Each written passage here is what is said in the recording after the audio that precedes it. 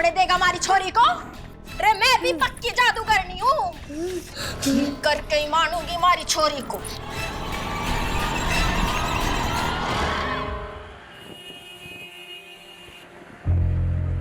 उनकी उम्मीदें तोड़ना बहुत पेनफुल होता है, जो हमें अपनी आखिरी उम्मीद मान लेते हैं। लेकिन कई बार हम टूटी उम्मीदों को जोड़ने के लिए एक फसाना बुन लेते हैं। हमें लगता है कि झूठ के पीछे भलाई छुपी हो तो बोलने में क्या हर्ज है।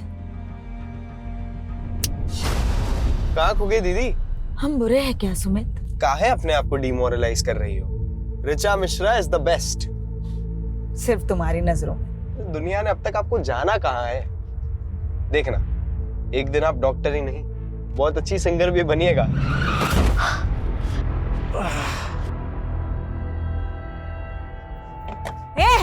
दिखता नहीं है क्या? ओ हीरोइन, लड़की हो ना इसलिए शांत है, वरना तो झापड़ लगाएंगे ना। चल सॉरी बोल और निकल। हम सॉरी बोले? चिल्ला तो ऐसे रही है जैसे किस मांग लिया इससे। ये क्या कर रही हो? हमारी ना खोपड़ी गरम मत कर, साली यही ना चीर देंगे, बता रहे। मारे यही पे चीर देंगे। चल चल पुलिस आई, चल ना चल, देखते बाद में उसको। दीदी बैठो ना यार। ये चाकू दिखा रहे थे। नहीं अरे बैठो ना।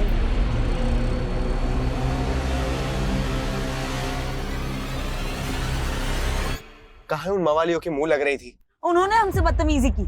अरे उनका तो काम ही वही है, जुआरे हैं वो लोग।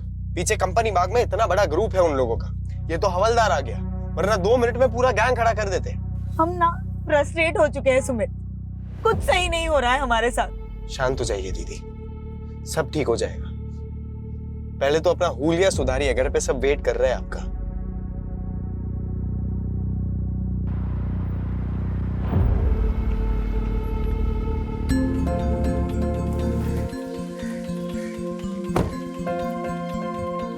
नमस्ते माँ, कैसे हैं आप? हम अच्छे, तुम कैसी हो? हम भी ठीक है। वेलकम हो बेटा, वेलकम। कैसे हैं पापा? हम बहुत अच्छे हैं। ये क्या, आपने फिर से शर्ट के बटन ऊपर नीचे लगा लिए? अरे माँ बाप ही मिलते रहोगे या अपने बुआ को भी मिलने दोगे ऋचा से? नमस्ते बुआ। सिर्फ नमस्ते? चाइना से क्या लाई हो हमारे लिए? सॉरी बुआ, हमको तो लगा आपको चाइना का माल पसंद ही नहीं है। आओ बेटा अंदर चलो। हाँ चलो। आज हमको बहुत ही गर्व महसूस हो रहा है कि हमारी बेटी चाइना से डॉक्टरेट करके वापस हिंदुस्तान आ गई।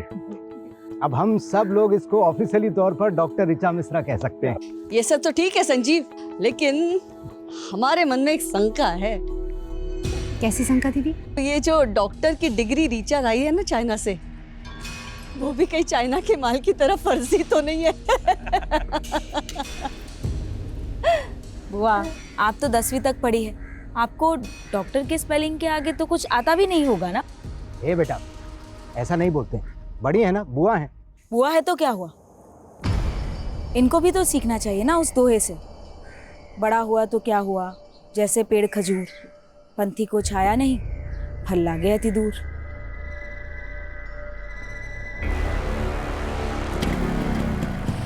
चलो बाय पिंकी, बाय। अरे काहे अब तक मुंह लटकाए बैठी है? हाँ, अरे हम बुआ भतीजे में तो ऐसे चलते रहता है। संजीव तुम टेंशन मत लो, हम जानते हैं ना, बिल्कुल अपनी माँ पे गई है। क्यों डॉक्टर ऋचा? Good night.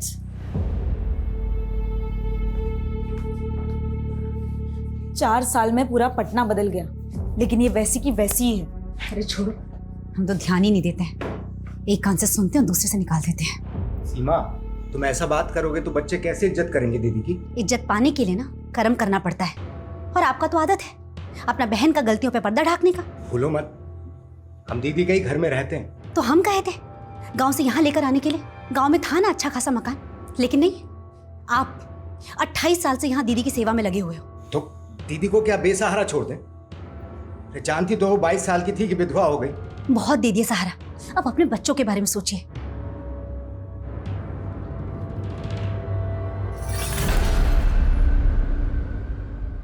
यार वही 28 साल पुरानी कहानी फिर से? ये बुआ जी को तो झेलना ही पड़ेगा। बस जो सोच के आया है ना, वो ठीक से हो जाए, बाकी सब तो देख लेंगे।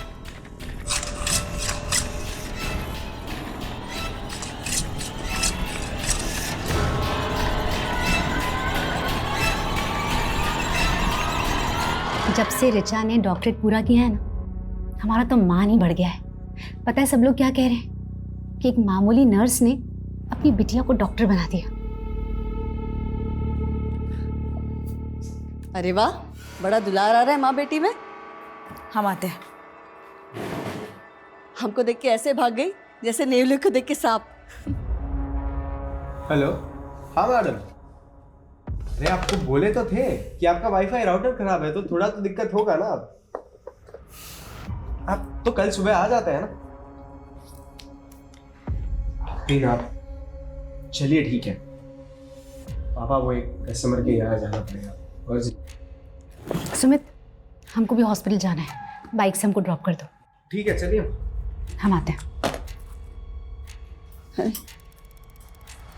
हम क्या आए, सभी चले गए। दीदी, हमें आपको कुछ कहना था। बोलो ना। दीदी बुरा मत मानिएगा, हमसे जितना बन पड़ा आपके लिए हमने किया, पर अब क्या है ना, बच्चे बड़े हो गए हैं, सबको अपना प्राइवेट स्पेस चाहिए। तो तुम हमको छोड़ के जाने की सोच रहे हो? अरे दीदी, आपसे दूर थोड़ी ना जा रहे हैं, रोज आपसे मिलने आएंगे। जाओ जाओ ना, लेकिन सुमित हमारे साथ रहेगा। लेकिन दीदी, बस कहा है हमने तुमसे, सुमित हमारे साथ रहेगा।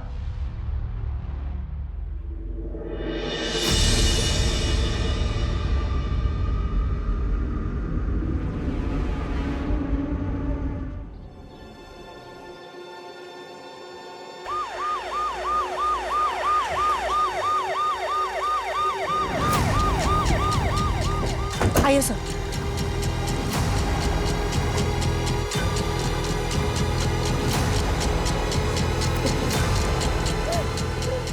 सभी केयरफुल। सर, पैरों के निशान को देख के लगता है कि 2 से ज़्यादा लोग होंगे। कोई गैंग तो नहीं? अगर कोई गैंग था तो घर में दाखिल किस मकसद से हुआ होगा? क्योंकि घर की हालत देख के लग नहीं रहा कि कोई लूटपाट हुई है। फुटमार्क्स घर के मेन डोर की तरफ जा रहे हैं, तो क्या वो मेन डोर से घर में दाखिल हुए? सर कुछ समझ में नहीं आ रहा, किसने हमारे भाई के परिवार के साथ ऐसा किया होगा। आप भी यहीं रहती हैं? जी सर, हम वो लास्ट वाले रूम में रहते हैं। हमारे भाई का परिवार बाकी के सारे रूम में रहता है। रात को आप कहाँ थी? सर अपने ही रूम में थी, सो गई थी सर। तो इतना कुछ हुआ, आपने कुछ देखा नहीं, कुछ सुना नहीं? सर आपने घर में चेक किया कोई कीमती सामान, ज्वेलरी या कैश मिसिंग हो? आपने फैमिली को आखिरी बार कब देखा? कल रात को सर, हमारी भाभी नाइट शिफ्ट के लिए जा रही थी हॉस्पिटल में, सुमित उन्हें छोड़ने गया था। लेकिन घर के अंदर तो 3 ही लाशें। आपका भतीजा सुमित कहाँ है? क्या वो नहीं था? हमें तो लगा उन्होंने सुमित को भी। आपने सुबह से सुमित को नहीं देखा? सर अपनों को मरा हुआ देखा जाता है क्या? हमारी सांसें ही भारी हो गई थी, हम तो बेहोश ही होने वाले थे, तो हमारे माली ने हमें संभाल लिया। आपने बताया कि आपकी भाभी सीमा और सुमित रात को ही निकल गए, तो फिर सीमा हॉस्पिटल से वापस कब आई? हमें नहीं पता। सीमा कौन से हॉस्पिटल में काम करती है? Saint John. आपका भतीजा सुमित करता क्या है, और कल रात को वो कहाँ गया था? सर वो वाईफाई का काम करता है, लोगों के घर में इंटरनेट कनेक्शन लगाता है। कल भी किसी क्लाइंट का कंप्लेंट कॉल आया था उसे, इसीलिए वो चला गया। फोन लगाइए जरा सुमित को। The number you are trying to call is currently switched off. Please try again later. Switch off आ रहा है।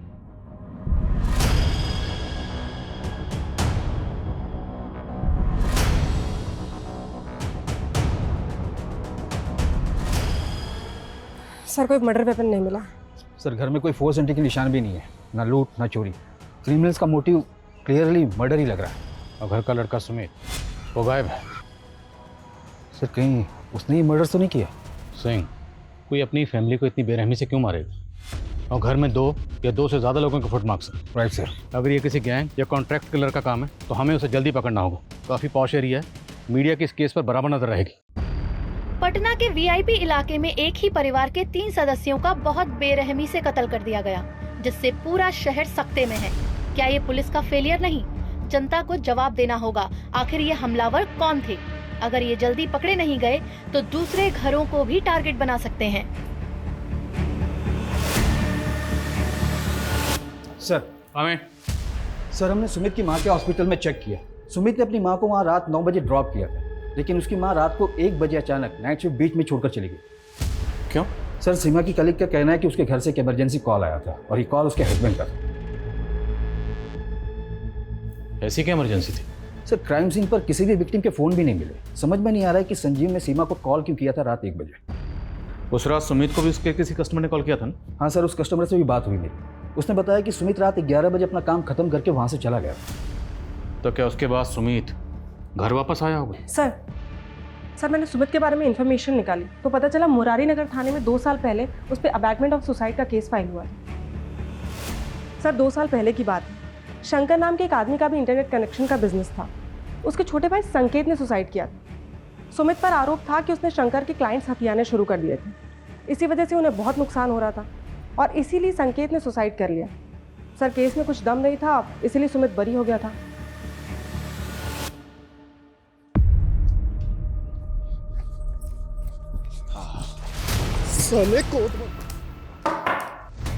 जी शंकर। हाँ जी। सुमित मिश्रा के बारे में बात करनी है। उसके बारे में हमसे क्या पूछेंगे? तो मर्डर हुआ उसकी फैमिली का और सुमित गायब है। तेरी खुंदक थी ना उससे? खुंदक का ही नहीं होगी सर। उसकी वजह से हमारे छोटे भाई संकेत ने सुसाइड कर लिया। पर कोर्ट में तो कुछ साबित नहीं होता। कोर्ट ने तो सुमित को छोड़ दिया था और उसके बाद तुमने सुमित को जान से मारने की धमकी दी थी। साले घर में घुस के मारेंगे, जान से मार देंगे। सुमित को नहीं मार पाया तो उसकी फैमिली को खत्म कर दिया और सुमित को गायब कर दिया। क्या सबूत है आपके पास? चल थाने में दिखा दे। लेके आओ जरा से। अरे क्या गुंडई है, क्या बदतमीजी है?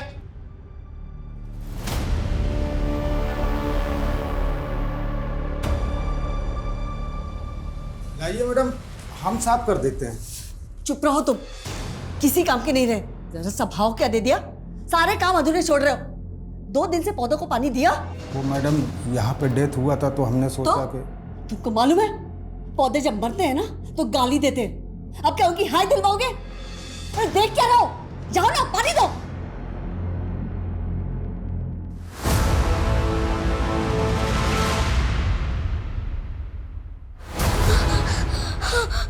माई माई माई क्या हो गया छोरे? माई वो कोई ना है बटे। माई जल्दी बंद कर, नहीं तो बेहतर घुस जाएगा। ठहर जा, मैं देखूं।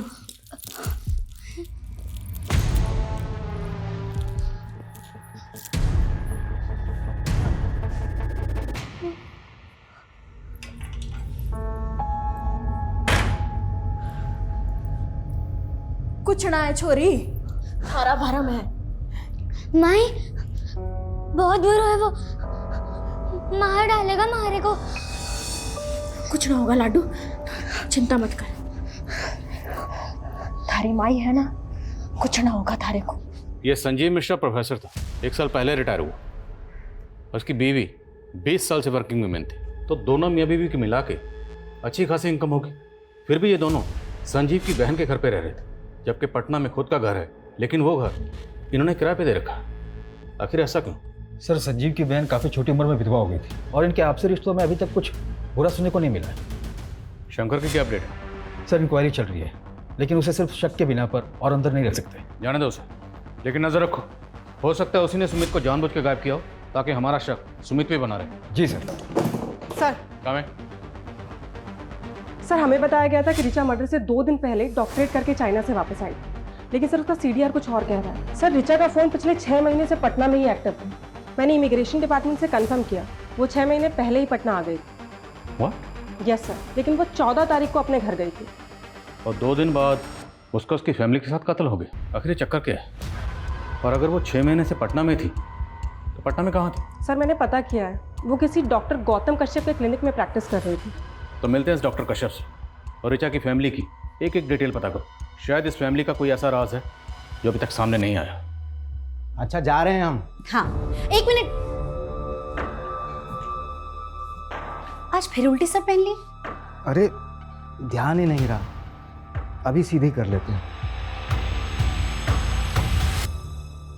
सुमित, इस बार छुट्टियों के बाद चाइना जाने का मन नहीं कर रहा। क्या बात कर रही हो दीदी? अभी तो 1 पूरा साल बचा है। फाइनल एग्जाम्स नहीं देनी आपको?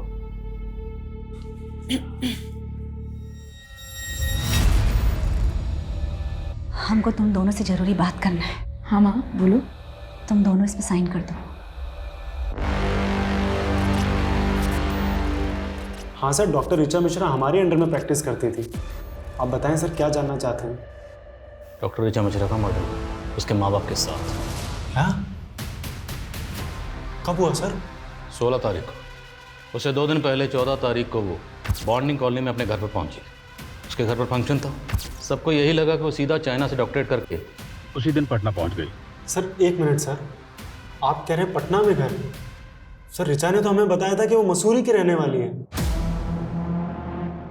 इवन 13 तारीख को हमसे कह रही थी कि हमें अपने घर मसूरी जाना है। लेकिन सबको तो यही लग रहा था कि वो चाइना से डॉक्टरेट करके आई है। आपके यहाँ कब से प्रैक्टिस कर रही थी? सर यही कोई 6 मंथ से।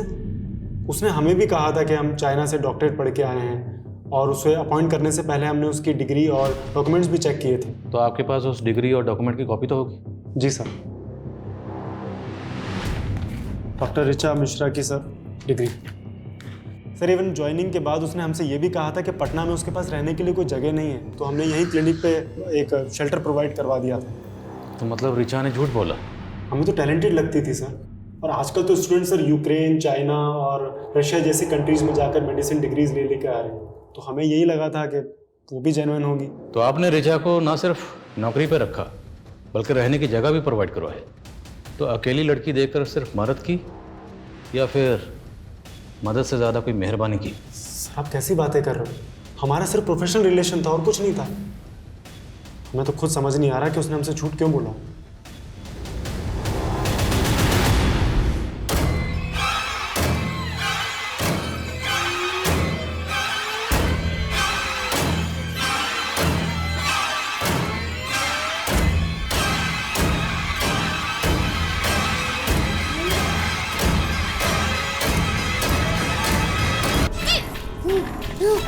ठीक ना होने देगा हमारी छोरी को। अरे मैं भी पक्की जादूगरनी हूँ, ठीक करके ही मानूंगी हमारी छोरी को। सर इतना तो क्लियर है कि 4 साल पहले ऋचा ने चाइना के इसी इंस्टीट्यूट में एडमिशन लिया था और वो 3 साल तक वहीं पढ़ रही थी। लेकिन सवाल ये है कि अगर ऋचा पिछले 6 महीने से पटना में रह रही थी तो पिछले 6 महीने से अपने माँ बाप से दूर क्यों रह रही थी, वो भी माँ बाप को बिना बताए? 14 तारीख को ऋचा अपने माँ बाप के पास आई और 16 तारीख को ऋचा और उसके माँ बाप का कत्ल हो गया। और 16 तारीख से ऋचा का भाई सुमित गायब है। वो कहाँ गायब है कुछ पता नहीं चल रहा। सर ऋचा की बुआ के मुताबिक 14 तारीख को सुमित ही ऋचा को एयरपोर्ट से लेकर आया था। तो मुमकिन है कि सुमित जानता होगा कि ऋचा पिछले 6 महीने से पटना में थी। सर पोस्टमार्टम रिपोर्ट के मुताबिक ये सारे मर्डर उस रात 3 से 6 बजे के बीच में हुए थे और सुमित को आखिरी बार उसके कस्टमर के घर देखा गया था रात को 11 बजे। उसके बाद वो कहाँ गया कोई ट्रेस नहीं मिल रहा। और पोस्टमार्टम रिपोर्ट के मुताबिक मर्डर वेपन क्या रहा होगा? सर पोस्टमार्टम डॉक्टर का कहना है कि संजीव और सीमा की बॉडी पे जिस तरह के जख्म मिले वो कोई यू शेप का धारदार हथियार होगा।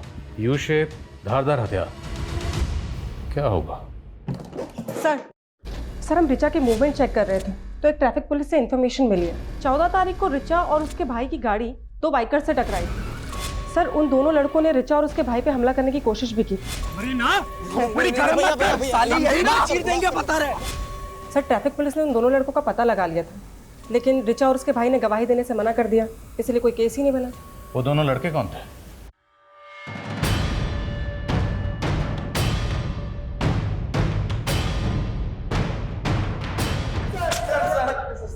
सर हमने किसी का मर्डर नहीं किया सर, हम तो बस वहाँ पे चोरी करने गए थे सर। चोरी करने गए थे? हाँ सर, वो भी उस लड़की के कहने पे। कौन लड़की? ऋचा, वो डॉक्टर।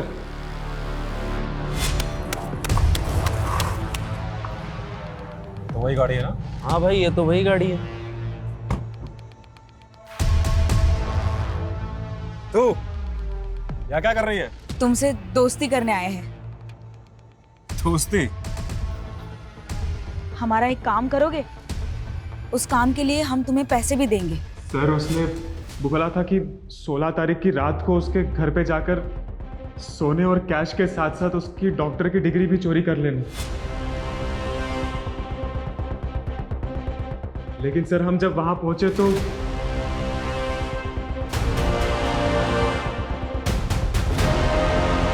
जैसे ही वहां पहुंचे वो पहले से ही मरे हुए थे। ऋचा के साथ जो लड़का आया था वो लड़का कौन था? नहीं मालूम सर।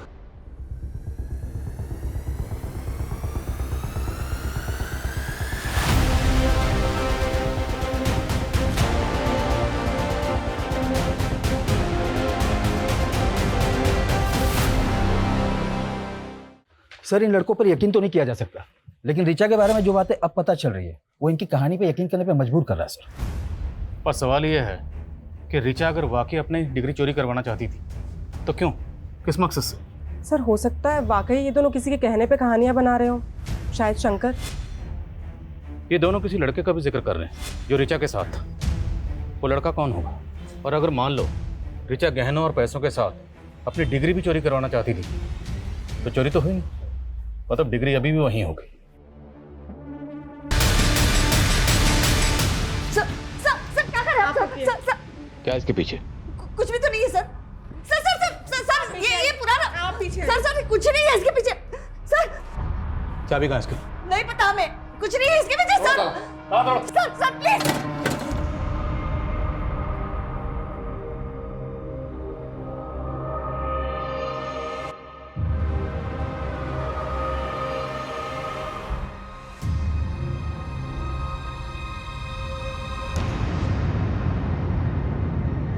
हमें नहीं पता सर वो कंकाल उस कमरे में कैसे आया। सच बोल रहे हैं हम। कैसे नहीं जानते? जिस घर में 3 मर्डर हुए हैं उसी में कंकाल मिला, और वो भी उस कमरे में जो पीछे से जाकर बिल्कुल तुम्हारे कमरे से जुड़ता है। उस कमरे का जो दरवाजा है अलमारी लगा के उसे छुपाया क्यों गया? सर वो कमरा जो है ना 20-25 साल से ऐसे ही है, वास्तु दोष है उस कमरे में। 20-25 साल? और 20-25 साल पहले ही तुम्हारे पति की मौत हुई थी, कहीं वो कंकाल तुम्हारे पति का तो नहीं? क्या बोल रहे हैं सर?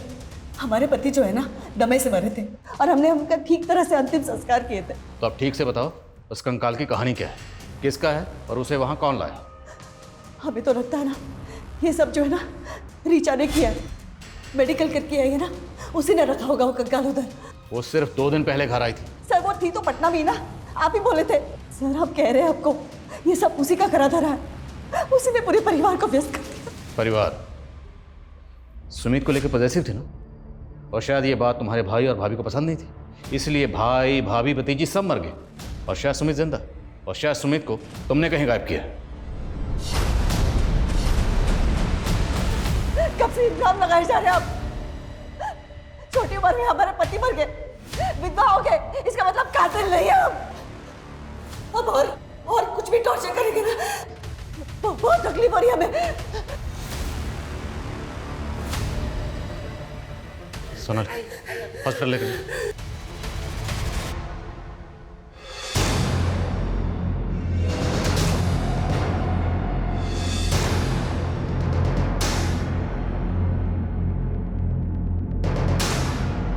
सर एंटीफ्रॉजी डिपार्टमेंट ने ऋचा की डिग्री की ऑथेंटिसिटी चेक की है, कंफर्म ये डिग्री फेक है। सवाल यह है कि ऋचा ने फेक डिग्री क्यों बनवाई, और जय और प्रदीप के मुताबिक ऋचा इस डिग्री को चोरी करवाना चाहती थी, क्यों?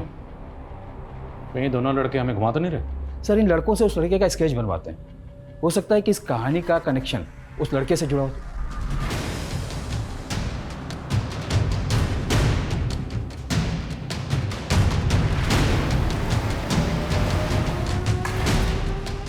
चल खाना खा ले।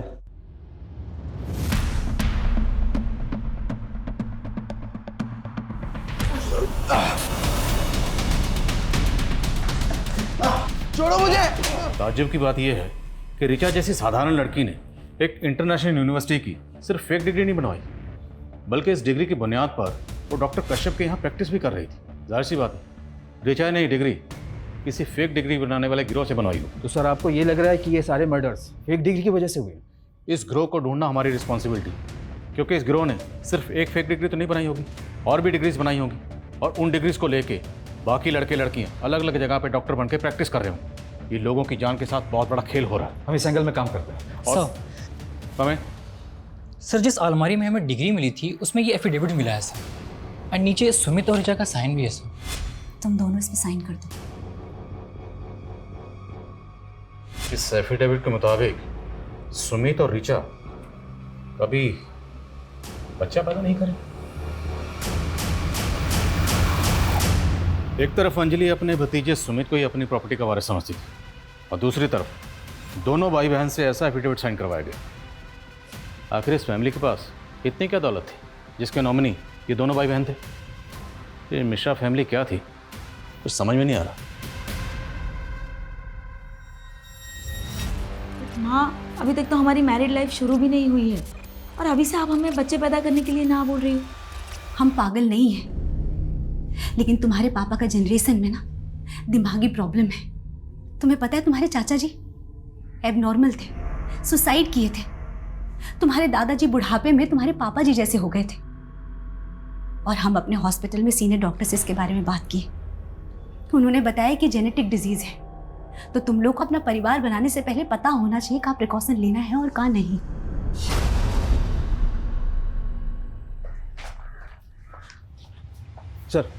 सर जय और प्रदीप ने इस लड़के की स्केच बनवाई है जो कि उस रिचा के साथ। सर मैंने रिचा के CDR को भी चेक किया, उसमें एक नितिन नाम के लड़के का नंबर मिला। सर ये नितिन की फोटो है और ये स्केच दोनों मैच कर रही है। जय और प्रदीप ने भी कंफर्म किया कि यही वो लड़का था जो कि उस दिन रिचा के साथ। हाँ सर हमने रिचा को पहले ही कहा था कि उन लड़कों से ऊटपटांग काम ना करवाए, पर उसने एक नहीं सुनी। और सर सच बताए तो हम उसके साथ जाना भी नहीं चाहते थे, पर उन लड़कों से उसे अकेले बात करने में बहुत डर लग रहा था, इसलिए हमें जाना पड़ा। तो जानता था ना कि रिचा ने उन दोनों को, प्रदीप और जय को, घर पे बुलाया था। सर सच बता रहे हैं, हम कुछ नहीं जानते। तुझे पता था ना कि रिचा चाइना से पटना वापस आ गई तो उसने फेक डिग्री बनवाई। कहाँ से बनवाई थी? तुमने मदद की थी? नहीं सर, हम तो पहले से रिचा के इस कदम के खिलाफ थे, पर वो बहुत प्रेशर में आ गई थी क्योंकि वो फेल हो गई थी। नितिन, हम तो डॉक्टर बनना ही नहीं चाहते थे, हम तो सिंगर बनना चाहते थे। लेकिन हमारे पेरेंट्स, जब से हमने होश संभाला ना, कूट कूट के दिमाग में भर दिया कि हमें सिर्फ डॉक्टर बनना है। रिचा, पर तुमने कोशिश तो की थी ना। अब तुम फेल हो गई तो कोई बात नहीं, एक बार फिर से ट्राई करो। 45 लाख का खर्चा किया है उन्होंने हमें चाइना भेजने के लिए। किस मुंह से कहे कि हम फेल हो गए?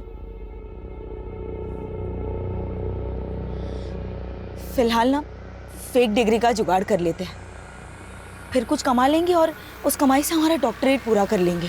सर रिचा ने अपने फैमिली प्रेशर में आके कभी कोई सही डिसीजन लिया ही नहीं। उसे तो हमेशा यही डर लगा रहता था कि गलती से अगर उसकी फेक डिग्री पकड़ी गई तो उल्टा और फंस जाएगी, इसलिए वो उसे चोरी करवा के टेंशन फ्री होना चाहती थी। Tension free? उसी फेक डिग्री को दिखाकर वो डॉक्टर के यहाँ प्रैक्टिस कर रही थी। आई नो सर, पर किसने किया, कब किया, क्यों किया, उसके पेरेंट्स का किसने खून किया, सर हमें कुछ नहीं पता। रिचा का भाई सुमित कहाँ है ये तो जानता होगा ना? सर हम कुछ नहीं जानते, हम सच बता रहे हैं।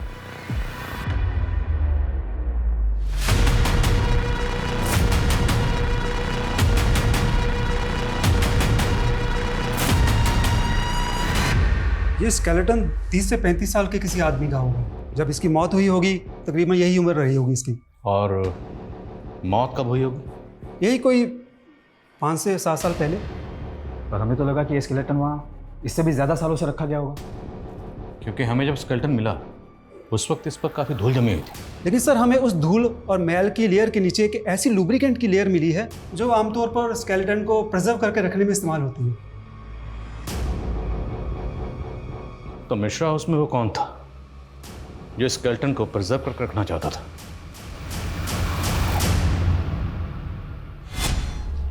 रिपोर्ट यहाँ रख रहे हैं। आगे आप लोग क्या कहा डॉक्टर ने? लड़का है ना? दीदी सीमा चेक करवाने से मना कर दिए। लड़का होगा या लड़की है तो पैदा होने के बाद ही पता चलेगा। लेकिन हम बोले ना तुमसे, हमको अपना बेटा चाहिए। गर्भ हमारा है और हक आप जता रही हैं। हम विधवा नहीं होते ना तो तुमसे तुम्हारा बच्चा कभी नहीं मांगते। तो कर लीजिए ना दूसरा शादी, किसने रोका है? नहीं कर सकते ना, बात है हम। सर भले ही स्केलेटन को प्रिजर्व करके रखा जा रहा था, लेकिन किसी आम आदमी के लिए स्केलेटन का इंतजाम करना इतना आसान काम नहीं है। मैंने ऐसे केसेस के बारे में सुना है जहाँ पर कब्रिस्तान से स्केलेटन गायब करके उनकी खरीद फरोख्त की जाती है। सिंह, आजकल इस तरह की खरीद फरोख्त डार्क वेब के जरिए भी होती है। डार्क वेब एक ऐसी काली दुनिया है जहाँ पर इलीगल हथियारों से लेकर हर तरह की इलीगल और बैन चीज़ों की खरीद फरोख्त होती है। सर इसमें तो साइबर सेल की एक्सपर्टीज़ है और ये सोर्सेज को ढूंढने में तो काफ़ी वक्त लग जाएगा। चांस तो लेना पड़ेगा। इस केस को सॉल्व करने के लिए हमें इस केस की जड़ तक जाना होगा। इस केस से जुड़े हर शख्स के डिजिटल फुटप्रिंट चेक करो, शायद कोई क्लू मिले। सर सर हमने मिश्रा फैमिली की पिछले 4 साल की जीपीएस हिस्ट्री चेक की है सर। उसमें सुमित और उसकी माँ सीमा की 2 साल की जीपीएस हिस्ट्री चेक करने वाली है सर। सर करीब 2 साल पहले सुमित और सीमा राजस्थान के धुमनी गांव गए थे सर। कई सालों पहले इस गांव को हॉन्टेड माना जाता था। रूमर्स थे कि इस गांव में भूत प्रेत हैं। तो ये दोनों माँ बेटा उस गांव में क्या करने गए थे? इनका उस गांव से कोई कनेक्शन? नहीं सर, ये दोनों तो बिहार से ही बिलोंग करते हैं। तो हमें पता करना होगा कि सुमित और उसकी माँ उस गांव में क्या करने गए थे।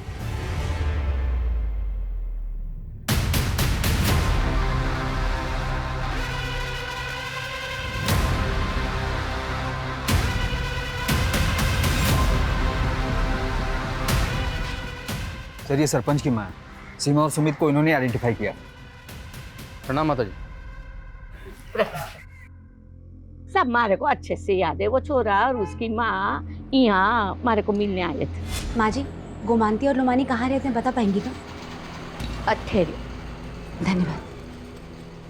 गोमंती और लामनी? हाँ साहब, वही गोमंती और लामनी जिनका भूत 50 साल से फिर रहे हैं।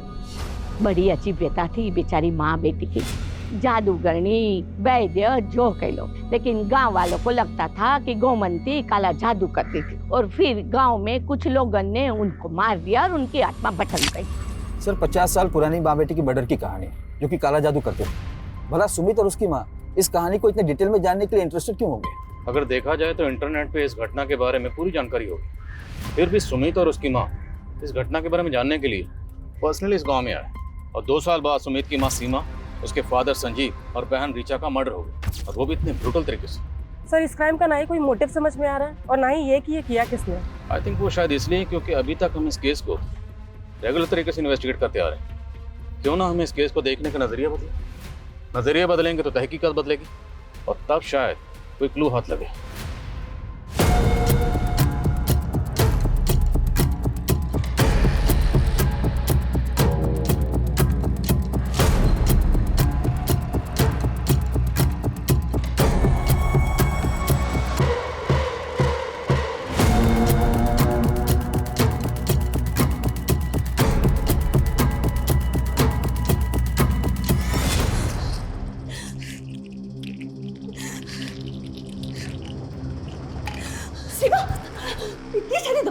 मन रहा है क्या तुम्हें? हमें इस घर में ब्याहना ही नहीं चाहिए था। आप सब लोगों ने हमसे ये बात छुपाई कि संजीव जी को दिमाग का दौरा पड़ता है और आप लोग की जनरेशन में सबको यही बीमारी था। कहीं इसका असर हमारे बच्चों पे पड़ा तो? ऐसा कुछ नहीं होगा। रिया 3 साल की हो गई है ना, कुछ हुआ उसे? नहीं ना, बच्चा भी स्वस्थ होगा। सर हमने सस्पेक्ट और विक्टिम से जुड़े सभी लोगों की लिस्टिंग की थी, लेकिन उसमें एक नाम ऐसा भी है जिस पर हमारा ध्यान ही नहीं गया, और वो है डॉक्टर गौतम कश्यप, जिसकी क्लिनिक में ऋचा काम करती थी और उसके घर का इंटरनेट कनेक्शन सुमित ने लगाया था। मतलब डॉक्टर कश्यप सिर्फ ऋचा को नहीं, उसके भाई सुमित को भी जानता था।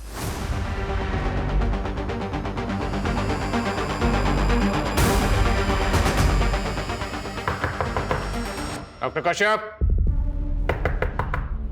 डॉक्टर कश्यप,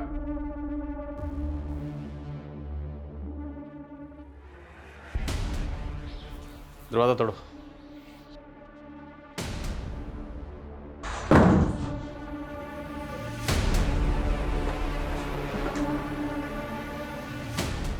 डॉक्टर कश्यप,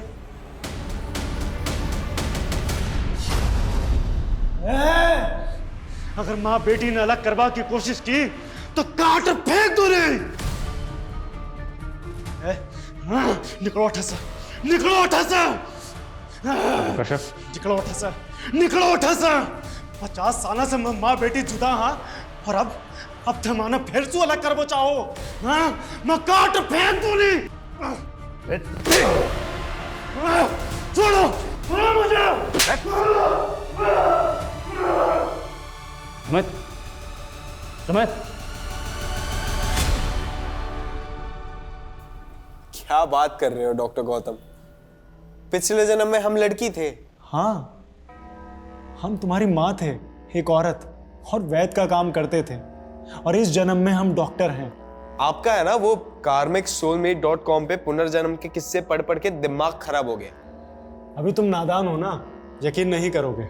हम पिछले जन्म में वैद ही नहीं, ब्लैक मैजिक की प्रैक्टिस भी किया करते थे और इस जन्म में भी कर रहे हैं। और इसी ब्लैक मैजिक की मदद से हमें ये पता चल गया है कि हम दोनों पिछले जन्म में माँ बेटी थी। तुमने सुमित को फालतू कहानियां सुना के सुमित को हासिल करने के लिए तूने उसकी पूरी फैमिली खत्म कर दी। सिर्फ हमने ही नहीं, हमारे बेटे ने भी हमारा साथ दिया। जिन 3 लोगों ने 50 साल पहले हमें मारा था, हमने उन्हें मारकर अपना बदला पूरा किया है। गोमांती यानी हम और लामानी यानी तुम। ठीक 50 साल पहले 11 मई को हम दोनों मरे थे और जिस दिन हम मरे थे उस दिन पूर्वा फाल्गुनी नक्षत्र था और जिस दिन हम पैदा हुए उस दिन भी पूर्वा फाल्गुनी नक्षत्र ही था। और कमाल की बात यह है कि जिस दिन तुम पैदा हुए उस दिन भी पूर्वा फाल्गुनी नक्षत्र ही था। तो क्या पिछले जन्म में हम सच में आपकी बेटी थे?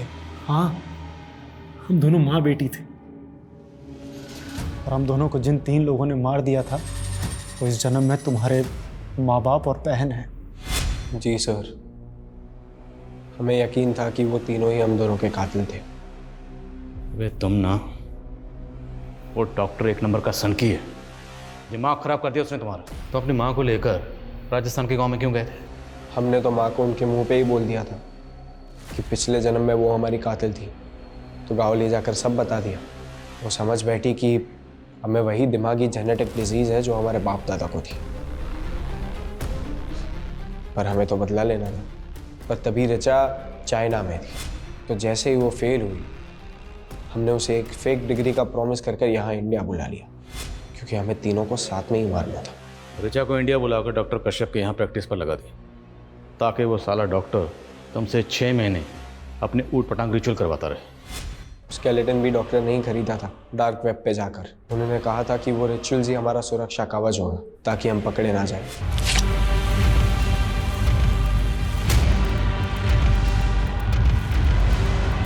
माँ,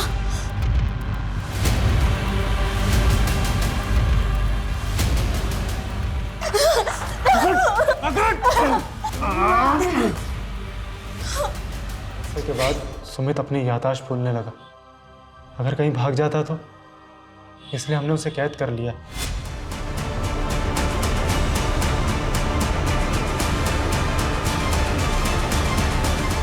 हम उसे बार बार याद दिलाते हैं कि हम उसकी माँ हैं और वो हमारी बेटी। सनकी, तूने अपने पागलपन के चक्कर में एक पूरी फैमिली को खत्म कर दिया। एक बच्चे को ऊट पटांग पास सुनाकर उसका पूरा फ्यूचर बर्बाद कर दिया तूने।